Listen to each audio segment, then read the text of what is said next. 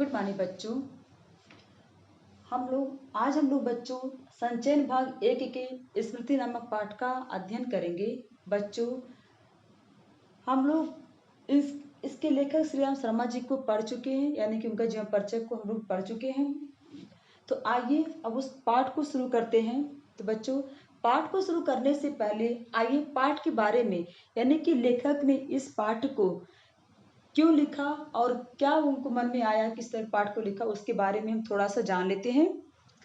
तो इसमें लेखक ने अपने बाल्यावस्था की एक घटना का सजीव चित्रांकन किया। स्मृति मतलब क्या होता है बच्चों? स्मृति मतलब होता है याद, यानी कि किसी घटना को याद करके कोई लिखा जाए, उस संस्मरण उसको बोलते हैं। लेकिन यहाँ पर इस लेसन का नाम ही स्मृति है, यानी कि याद है। तो इसमें लेखक ने अपने बाल्यावस्था का, यानी कि जब वो बचपन की किसी घटना का, वो बहुत ही अच्छा, बहुत ही सजीव चित्रांकन इसमें किया है। और इस कहानी के घटनाक्रम को, इस कहानी में अर्थात इस कहानी में जो घटना घटी, यानी कि जिस घटना का इन्होंने यहाँ पे जिक्र किया, उसको इस इतनी रोमांचक शैली में इतने अच्छे से लिखा है कि आप जब इसको पढ़ेंगे तो ऐसा लगेगा कि आपकी अपनी कहानी है, यानी कि आपकी किसी बचपन की कोई कहानी या तो आपके दोस्त की कोई कहानी है, ऐसा आपको एहसास होगा। और इस कहानी को पढ़ते समय आप लोगों को प्रत्येक क्षण और प्रत्येक स्थिति का आप लोग को पता चले किस तरह से राइटर ने, यानी किस तरह से लेखक ने उस क्षण का, उस परिस्थिति का, उस खतरे का जो उन्होंने जोखिम उठाया था, किस तरह से उन्होंने इसमें इसका वर्णन किया है। और आप इससे शुरू से लेकर के आखिरी तक, यानी कि आदि से लेकर के अंत तक इस तरह से इस पाठ को पढ़ते समय जुड़े रहेंगे कि आप लोगों को कौतूहल बना रहेगा, एक जिज्ञासा बना रहेगा कि आगे क्या हुआ, लेखक ने कैसे इस जोखिम भरे क्षण से अपने आप को बाहर निकाला। इस तरह से आपके मन में ये प्रश्न कौधेगा और आप शुरू से लेकर के अंत तक उस कहानी को से लेकर के अपने आप को जुड़ा महसूस करेंगे। क्योंकि आप लोगों की बच्चों एक सहज जिज्ञासा होती है कि और जानने की। तो इसमें लिखा कि आप कह रहे हैं कि कभी कभी जब बच्चों की तो जिज्ञासा होती है हर बात को जानने की, हर बात को समझने की, लेकिन कभी कभी उनकी यह जिज्ञासा जो है उन्हें किसी बड़ी मुसीबत में डाल देती है। यानी कि जिज्ञासा तो ठीक है, लेकिन इस तरह से अपने आप को मुसीबत में डालना ये नहीं सही है। लेकिन लेखक जो है अपने आप को उस मुसीबत में डाल देते हैं और उस मुसीबत से किस तरह से अपने आप को निकाल भी लेते हैं और किस तरह से वो अपने साहस का परिचय देते हैं, इस पाठ में हम लोग आज वही पढ़ेंगे। आइए पाठ को शुरू करते हैं। बच्चों मैं बार बार कहती हूँ कि जब भी मैं कोई लेसन स्टार्ट करने जाऊं तो आप लोगों के हाथ में एक पेंसिल जरूर होनी चाहिए। पेंसिल से क्या होगा, बच्चों के जो छोटे छोटे वर्ड हैं, जो कठिन शब्द हैं, उसका आप लोग अर्थ आप लोग जान लोगे तो ज़्यादा सही रहता है। क्योंकि जब तक एक भी शब्द आपका मतलब नहीं समझ में आएगा, आप उस कहानी को अच्छे से समझ नहीं जाएंगे। और दूसरी चीज़ आपको फ़ायदा ये होगा कि आप लोग का शब्द भंडार विस्तृत होगा और इस तरह से आप अधिक से अधिक शब्दों को जानेंगे। तो इसलिए बहुत ज़रूरी हो जाता है कि आप लोग हाथ पे अपनी पेंसिल जरूर रख करके बैठे। आइए शुरू करते हैं लेसन को। सन 1908 ईस्वी की बात है, यानी कि जब ये बात लेखक के जो ये लिख रहे हैं, जो याद करके लिख रहे हैं, वो कह रहे हैं कि सन 1908 की बात है, यानी कि 1908 की बात है, वो बता रहे हैं, वो याद करके बता रहे हैं। दिसंबर का आखिर या जनवरी का प्रारंभ होगा, यानी कि जब ये घटना उनके साथ घटी थी, जब वो याद करके जिस घटना का यहाँ पे वर्णन करने वाले हैं, वे कह रहे हैं कि 1900 समय तो मतलब सन तो उस समय 1908 था और महीना कौन था, या तो दिसंबर का लास्ट वीक था या फिर जनवरी का फर्स्ट वीक था। यानी कि दिसंबर का लास्ट मतलब दिन चल रहा था या फिर जनवरी का प्रारंभ का दिन चल रहा था। चिल्ला जाड़ा पड़ रहा था। चिल्ला मतलब क्या होता है बच्चों? कड़ाके की सर्दी जो बोलते हैं।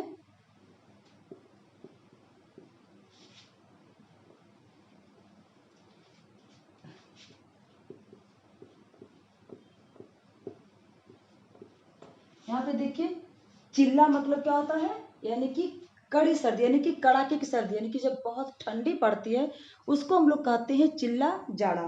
तो उस समय जब लेखक की बात इन्होंने याद कर रहे हैं, बता रहे हैं कि जिस जिस समय की घटना है वह समय जो है दिसंबर के आखिरी महीना दिसंबर महीने के आखिरी दिन चल रहा था, या फिर जनवरी का फर्स्ट वीक चल रहा था, यानी कि प्रारंभ वाला दिन चल रहा था उसी समय। और उस समय चिल्ला जा यानी कि बहुत कड़ाके की ठंड थी, मतलब पड़ रही थी।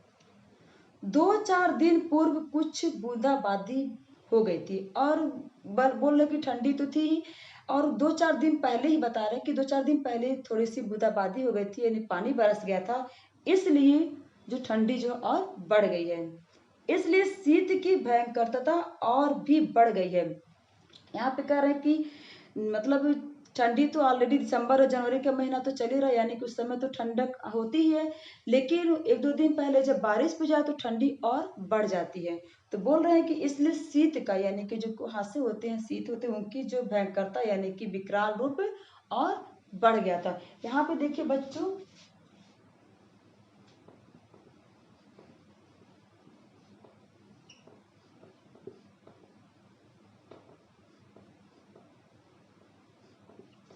अब देखिए यहाँ पे भयंकरता है तो इसमें ता प्रत्यय लगा है। बच्चों एक बार ध्यान दीजिएगा कि जब भी कोई आप लोग शब्द आप लोग देखिए तो उसमें प्रत्यय जो है आप उसको अलग ही करते रहिए, ताकि इससे प्रत्यय भी अगर मान लीजिए पूछा जाए तो आप लोग आसानी से पहचान कर लेंगे। यहाँ पे देखिए,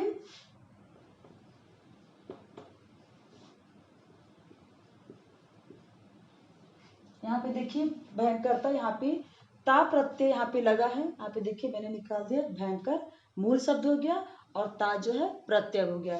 ठीक है, तो इसीलिए लेखक कह रहे हैं कि ठंडी इसी वजह से और बढ़ गई जब 1-2 दिन पहले बारिश हुई थी। सायंकाल के 3:30 या 4 बजे होंगे।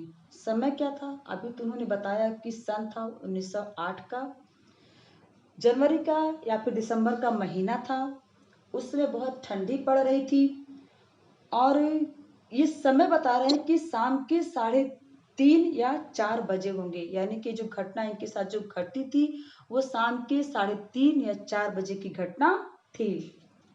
कई साथियों के साथ मैं झारबेरी के बेर तोड़ तोड़ कर खा रहा था, और लेखक कह रहे हैं कि मैं अपने कई साथियों के साथ, यानी अकेले नहीं थे, उनके साथ और भी बहुत सारे साथी थे, उनके साथ बोल रहे हैं कि मैं झारबेरी बच्चों एक पेड़ होता है के बेर जो है वो तोड़ तोड़ कर खा रहे थे, यानी कि अपने साथियों के साथ वे उस समय शाम के 3:30 या 4 बजे होंगे, वो उस समय झारबेरी के जो बेर जो है तोड़ तोड़ करके खा रहे थे कि गांव के पास से एक आदमी ने जोर से पुकारा। अभी वो बच्चे अपने साथियों के साथ बेर तोड़ तोड़ के खाने में मग्न थे, यानी उसी मशगूल थे, तभी जो है उन्हें गांव के पास से एक आदमी ने पुकारा कि तुम्हारे भाई बुला रहे हैं। और जब गांव का आदमी एक आया और उसने जोर से पुकारा, यानी कि बहुत तेजी से उनको आवाज दिया और कहा कि तुम्हारे भाई बुला रहे हैं, शीघ्र ही लौट आओ। बोले कि जल्दी लौट आओ। मैं घर को चलने लगा। मैं तो मतलब एक गांव के आदमी दौड़ करके आता है और बहुत तेजी से उनको बुलाता है कि तुम्हारे भाई तुमको बुला रहे हैं। साथ में छोटा भाई था। लेखक कह रहे हैं कि जब वहां गांव से बुलावा आया कि तुम्हारे भाई तुम्हें बुला रहे हैं, शीघ्र ही घर लौट आओ, यानी कि शीघ्र मतलब होता बच्चों जल्दी, यानी कि जल्दी ही घर को लौट आओ। मैं घर को चलने लगा। बोले कि लेखक कह रहा है कि जैसे मुझे ये मतलब बुलावा आया कि मेरे भाई मुझे बुला रहे हैं, तो मैं घर को चलने लगा। साथ में छोटा भाई था, यानी कि लेखक के साथ लेखक के छोटे भाई भी थे। तो बोल रहे हैं कि मेरा छोटा भाई भी साथ में मेरे था। भाई साहब की मार का डर था, इसलिए सहमा हुआ चला जाता था, यानी कि बड़े सा जो लेखक जो है वो भाई साहब यानी कि अपने बड़े भाई साहब से बहुत ही डरते थे, इसीलिए लिख रहे कि भाई साहब की मार का डर था, यानी कि अगर कोई गलती करते थे तो बड़े भाई को इतना अधिकार होता था तुमको समझाने सिखाने का। तो यहाँ पे वो भी लेखक भी अपने बड़े भाई से डरते थे, इसलिए कि भाई वो जरा सी गलती करने पे उनको डरता था पिटाई का। तो वो कह रहे कि हमें वो जब सुने कि भाई साहब बुला रहे हैं तो तुरंत ही चले वहां से, और डर उनके मन में था कि कहीं मुझे मार ना पड़े। समझ में नहीं आता था कि कौन सा कसूर बन पड़ा है, और उनको ये नहीं समझ में आ रहा था कि भाई साहब क्यों बुलाए हैं मारने के लिए, ऐसा मैंने कौन सा कसूर कर दिया था। वो इस बात से सहमे हुए वे आगे बढ़े चले जा रहे थे, यानी कि मन में उनके ये डर समाया हुआ था कि क्या पता कौन सी कसूर हो गया मुझसे, क्या कौन सी ऐसी मैंने गलती कर दिया जिसकी सजा देने के लिए भाई साहब मुझे तुरंत ही बुला रहे हैं। डरते डरते घर में घुसा, और डरते डरते लेखक कह रहे हैं कि मैं बहुत ही डरा सहमा घर में घुसा। आशंका थी कि बेर खाने के अपराध में ही तो पेशी न हो। अब बोले यहाँ पे कि आशंका, आशंका मतलब बच्चों क्या होता है, डर। आशंका मतलब क्या होता है, डर। तो बोले कि ये मन में एक डर था कि कहीं जो मैंने झारबेरी के बेर जो खाए हैं, तोड़ करके जो मैंने बेर खाए हैं, क्या पता उसी के लिए मुझे बुलाया गया हो और उसी के का दंड मुझे देना दे हो, और इस अपराध से वो ग्रसित होकर के घर में घुसे। आंगन में भाई साहब को पत्र लिखते पाए, लेकिन जैसे ही वो अंदर घर में घुसे, अंदर गए, तो उन्होंने देखा कि बड़े भाई साहब जो उनके थे बहुत आराम से बैठ करके आंगन में एक पत्र लिख रहे थे, यानी कि लेटर लिख रहे थे। अब पिटने का भय दूर दूर हुआ, यानी लेखक कह रहे हैं कि वैसे तो वो डंडे लेकर के बैठते मुझे अगर उनको पीटना होता, लेकिन जैसे ही मैं अंदर गया तो मैंने देखा कि वहां पे वो आराम से बैठ करके कोई पत्र लिख रहे थे। तो अब जो है मेरा जो है जो पीटने का जो डर था, जो जो अपराध का जो भय था, मतलब जो मैंने किया था इस तरह से उनके मन में जो आ रहा था, वो अब उनके मन से दूर हो गया। हमें देखकर भाई साहब ने कहा, जैसे मैं अंदर घुसा तो भाई साहब ने मुझे देखा और कहा, इन पत्रों को ले जाकर मक्खनपुर डाकखाने में डाल आओ, तेजी से जाना, जिससे शाम की डाक में चिट्ठियां निकल जाए, ये बड़ी जरूरी है। बोले कि बोले भाई साहब जैसे उनको देखे बोले कि इन पत्रों को ले जाकर मक्खनपुर डाकखाने में डाल आओ, यानी उन्होंने कहा कि उन्होंने जो पत्र लिख रहे थे वो पत्र, उन्होंने बोला कि इस पत्र को लो और जा करके मक्खनपुर मैंने बच्चों बोला था आपको पढ़ाते समय कि बार बार ये मक्खनपुर शब्द आप लोग के जिक्र में लेसन में है। तो बोल रहे हैं कि लेखक के जो बड़े भाई साहब उन्होंने बोला कि इस लेटर को, यानी कि जो लेटर वो लिख रहे थे, जो पत्र वो लिख रहे थे, बोले कि इस पत्र को तुम मक्खनपुर के डाकखाने में जाकर के डाल आओ, तेजी से जाना, यानी कि बहुत ही शीघ्रता से जाना, ताकि शाम तक की डाक भी निकल जाए। अब आप देखिए यहाँ पे कि शाम के बोल रहे कि 3 या 4 बजे होंगे जबकि घटना वो बता रहे हैं। अब वो 4 बजे समझिए वो घर पे आए, उसमें कड़ाके की ठंड भी पड़ रही थी, यानी कि शीतलहर उसमें चल रहा था। बोले कि शीत की भयंकरता तो थी ही, और वैसे भी उसी समय भाई साहब ने उन्हें कह दिया कि इस लेटर को जाओ मक्खनपुर के डाकखाने में डालो, और वहां से और इतनी जल्दी जाओ वहां पे डालो ताकि शाम तक जो चिट्ठियों को निकलती है, निकल के शाम को जाती बच्चों, तो शाम को निकलने से पहले चिट्ठियां डाकखाने में पड़ जाए, ताकि शाम को निकल करके वो जहां ये जाना हो वो वहां पे पहुंच जाए। और इस तरह से उनको समझा करके उन्होंने उनको भेजा और कहा कि ये बहुत ही जरूरी है, यानी कि बहुत ही इम्पोर्टेंट पेपर चिट्ठी है, इसलिए इसको समय से पहुंचाना बहुत जरूरी है, और ये कह करके उन्होंने उनको भेजा। आइए बच्चों, यहाँ पे जो मैंने पढ़ाया है, जो अनुच्छेद मैंने पढ़ाया, उस अनुच्छेद से संबंधित कुछ छोटे छोटे प्रश्न यहाँ पर मैंने लिख दिया, उसको देख लेते हैं बच्चों। इस तरह के छोटे छोटे प्रश्न यानी कि जो बहुविकल्पी प्रश्न आप लोग के एग्जाम में जरूर पूछे जाएंगे, तो आप लोग इस प्रश्न को अपनी कॉपी में अवश्य लिख लीजिएगा। आइए देखते कौन कौन से प्रश्न है।